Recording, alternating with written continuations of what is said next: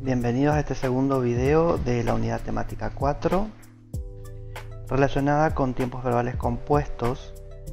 En este video vamos a abordar la formación y el uso del tiempo pasado perfecto simple. Recuerden que para formar los tiempos perfectos utilizamos como auxiliar el verbo to have, en este caso su forma en pasado simple, es decir, had, asociado al participio pasado del verbo principal de la oración.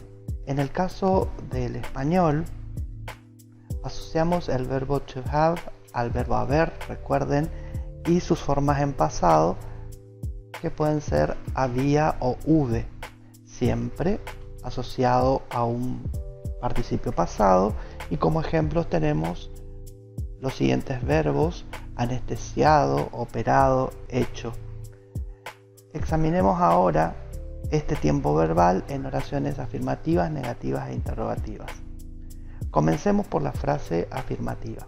El orden de las palabras en la oración es el siguiente: sujeto, verbo auxiliar en pasado, el verbo principal en su forma participio pasado y el complemento. Un ejemplo o el ejemplo que les proponemos en inglés: The dentist had treated similar cases before. La versión en español sería: el odontólogo había tratado casos similares antes. Veamos ahora la estructura de una oración negativa.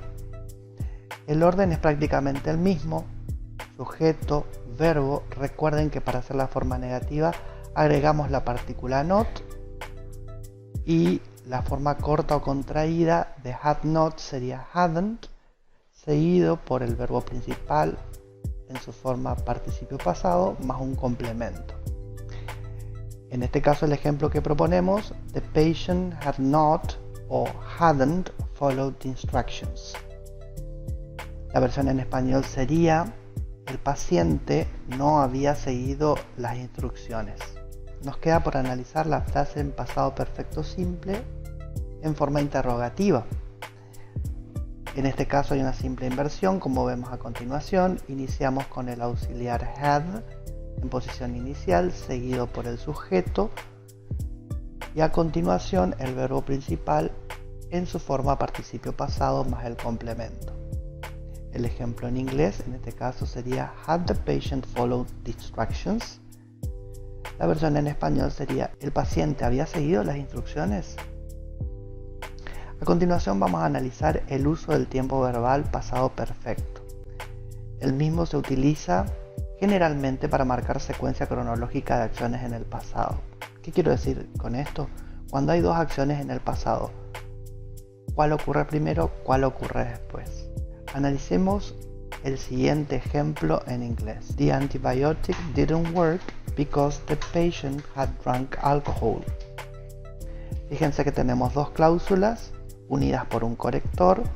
En la primera cláusula tenemos la frase verbal didn't work, que está en pasado simple, y en la segunda cláusula tenemos la frase verbal had drunk, donde el verbo está en pasado perfecto. Ahora bien, ¿cuál de las dos acciones ocurre primero?